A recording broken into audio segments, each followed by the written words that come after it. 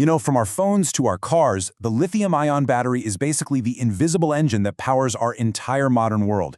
But if you've ever wondered what actually makes them tick, and maybe more importantly, what's holding them back from being even better? Well, in this explainer, we're going to crack one open and get right to the heart of it. Let's get into it. All right, so what is actually inside one of these batteries? Let's take a look at the fundamental parts. If you could somehow unroll a standard battery, this is what you'd see. It's this incredibly thin, layered structure. And it might look pretty simple, but it's actually a super precisely engineered system with 4 key parts all working together. Okay, so these are the stars of the show. You've got the anode, that's the negative electrode, and the cathode, which is the positive one.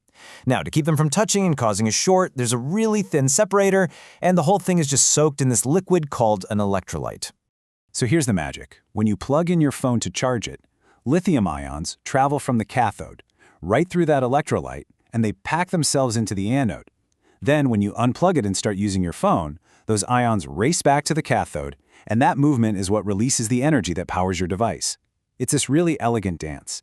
And for this explainer, we're going to put a spotlight on just one of these partners, the anode. All right, so how does this anode actually do its job? Let's zoom in a little closer and see the critical role it plays in storing all that power. The anode's job is really simple, but it's absolutely crucial. It's basically a storage facility for lithium. Think of it like a hotel for lithium ions. And the material that this hotel is built from, well, that determines how many guests it can hold and just how safely they can check in and out. And for pretty much the last 30 years, the 5-star go-to material for this hotel has been graphite. I mean, it's stable, it's super reliable, and it has been the absolute bedrock of the whole lithium-ion revolution. So graphite works through this really cool process called intercalation. It's made of all these flat layers, kind of like a deck of cards. And the lithium ions, they don't just crash into the structure. No, they neatly slide in between those layers, kind of like cars parking perfectly in a multi-story garage. And this whole parking process is incredibly gentle on the graphite. Even when it's completely full of lithium, its total volume only expands by about 10%. That stability is exactly why graphite anodes can last for thousands and thousands of charges. But here's the catch. After all these years of making it better and better, our trusty graphite parking garage is pretty much full. It has hit its physical limit. And if we want to build way more powerful, longer-lasting batteries, we're going to need a much bigger garage. You see, to get a real jump in performance, we need a material that can just fundamentally hold more lithium. And this is where silicon enters the picture. Look at this.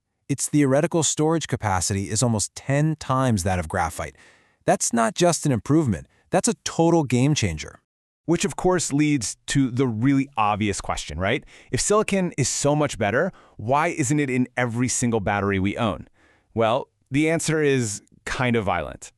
Because when silicon stores lithium, it doesn't just expand a little bit. Oh no, it swells up by a colossal 400%. It's not just checking into the hotel. It's like it's blowing out all the walls and the roof. And as you can imagine, this massive expansion has catastrophic consequences. The silicon material literally cracks and crumbles into dust, losing all electrical contact.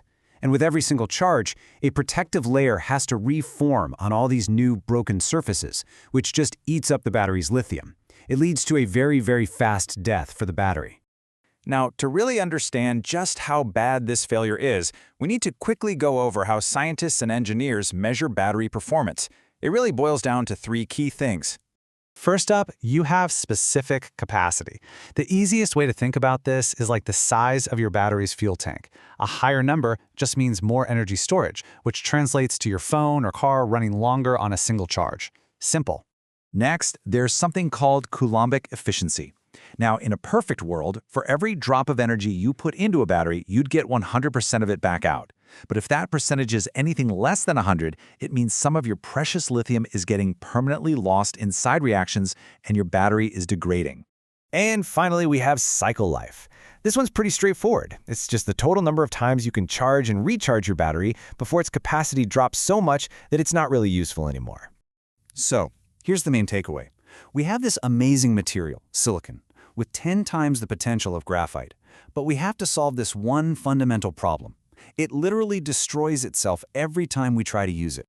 This right here leads us to the billion-dollar question that researchers all over the world are trying to answer.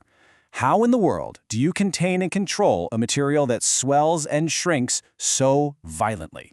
Well, the answer, it turns out, lies in engineering on an unbelievably small scale. Scientists are actually creating these microscopic structures, things like these hollow core shells or yolk shells you see here. They essentially build a tiny flexible cage around the silicone that gives it empty space to expand into without breaking everything apart. So we found the material. The key to the next great leap in energy storage is right here. The challenge isn't finding more power, it's about building the microscopic container that can finally hold it. So, how exactly do those tiny cages work? We'll break that down in our next explainer.